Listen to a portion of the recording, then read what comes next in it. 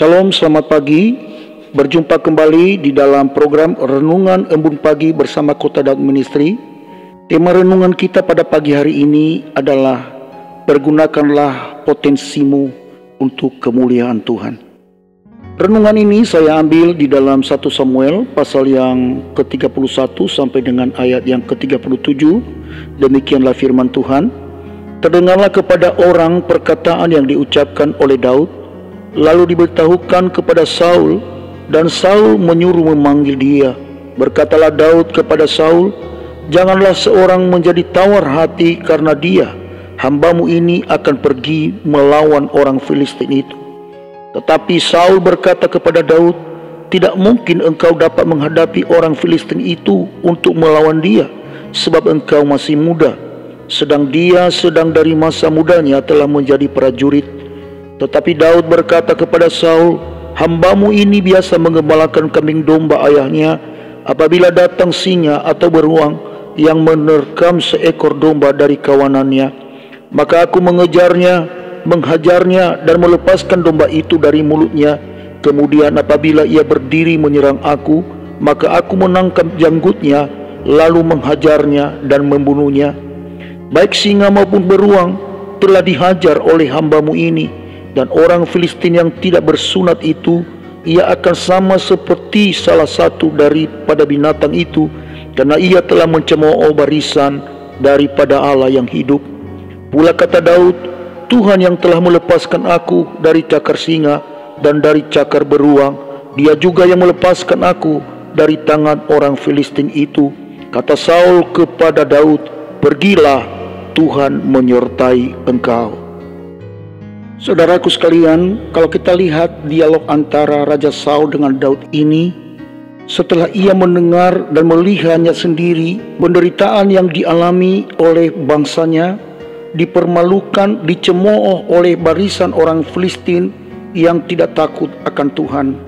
Bangsa Israel mengalami ketakutan karena mereka tidak sanggup untuk melawan Goliat yang gagah perkasa itu. Mereka putus asa karena mereka tidak punya daya untuk mengalahkan bangsa Filistin itu. Daud datang menghadap raja dan memberikan semangat kepada bangsanya sendiri dan berkata, janganlah seorang menjadi tawar hati karena dia, hambamu ini akan pergi melawan orang Filistin itu. Daud memberikan harapan, semangat kepada rakyat dan juga raja, supaya mereka tidak berlalu-lalu dalam ketakutan dan ketawaran hati, karena ketakutan dan tawar hati tidak menyelesaikan persoalan. Daud berkata, hambamu ini pergi untuk melawan dia. Daud punya keberanian untuk melawan musuh, dan keberanian Daud itu didasarkan dari beberapa hal. Yang pertama adalah karena Daud mencintai bangsanya sendiri. Ya, ia mencintai bangsanya sendiri, dan rasa cinta inilah yang membuat Daud untuk berani menghadapi musuh. Kasihnya kepada bangsanya mengalahkan ketakutannya. Kasihnya kepada bangsanya membuat dia rela berkorban, meninggalkan kesenangannya. Ia peduli terhadap penderitaan yang dialami oleh bangsanya itu sendiri. Saudaraku kekasih, kasih membuat kita peduli dengan orang lain. Kasih membuat kita meninggalkan kesenangan dan ego diri. Daud mengutamakan kepentingan orang banyak dibanding kepentingannya sendiri. Hal yang kedua yang kita lihat dari keberanian Daud melawan bangsa Filistin adalah karena ia sangat mengenal Allahnya Israel. Ini modal utama dari Daud, karena ia mengenal kepada siapa ia percaya. Karena Allah Israel sudah terbukti kuasanya, bagaimana nenek moyangnya keluar dari tanah perbudakan dengan tangan yang terancung. Ia menghalau bangsa-bangsa di depannya yang menghalangi perjalanan orang Israel keluar dari tanah perbudakan menuju tanah perjanjian. Pengalaman Daud bersama dengan Tuhan itulah yang membuat dia sungguh berani melawan orang Filistin itu. Dalam dialognya dengan Saul, dia berkata, Tuhan yang telah melepaskan aku dari cakar singa dan dari cakar beruang, dia juga akan melepaskan aku dari tangan orang Filistin itu. Di sini kita lihat Daud punya pengalaman pribadi dengan Tuhan. Saudaraku sekalian, pengalaman pribadi dengan Tuhan ini sangat penting di dalam kehidupan kerohanian kita. Bagaimana mungkin kita dapat bersaksi bahwa Tuhan kita dahsyat dan luar biasa tanpa kita mengalaminya sendiri tentang kuasa Tuhan? Daud mengalami kuasa Tuhan bahwa Tuhan melepaskan dia dari cakram singa dan beruang. Ia mengalami kuasa Tuhan dan dia tahu bahwa Allah itu adalah Allah yang tidak pernah berubah, kuasa dan kesetiaannya terhadap apa yang ia janjikan. Hal yang ketiga yang kita pelajari di sini adalah bahwa Daud mengenal potensinya. Saudaraku, sekalipun Saul meragukan kemampuan Daud yang berkata, tidak mungkin engkau dapat menghadapi orang Filistin itu untuk melawan dia, sebab engkau masih muda, sedang dia sejak dari masa mudanya telah menjadi prajurit.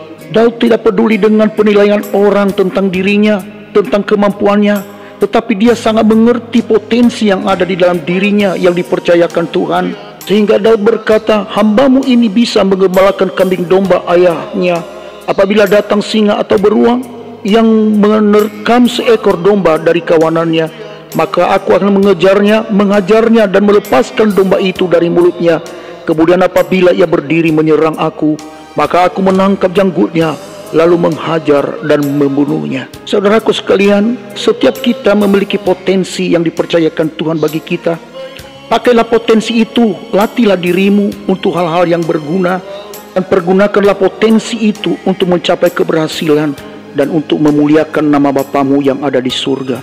Jadi ada 3 hal yang kita pelajari di sini, yaitu miliki kasih, kenalilah Tuhan, dan galilah potensi dirimu. Ingatlah satu hal ini, bersama dengan Allah kita dapat melakukan perkara-perkara yang besar.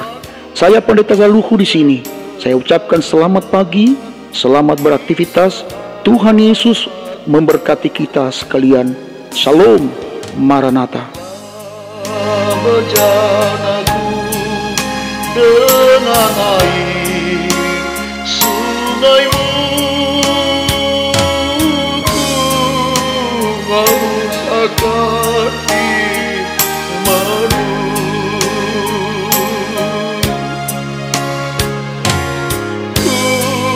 ku haus akan firman-Mu.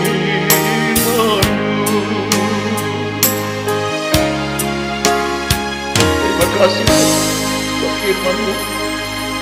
Haleluya.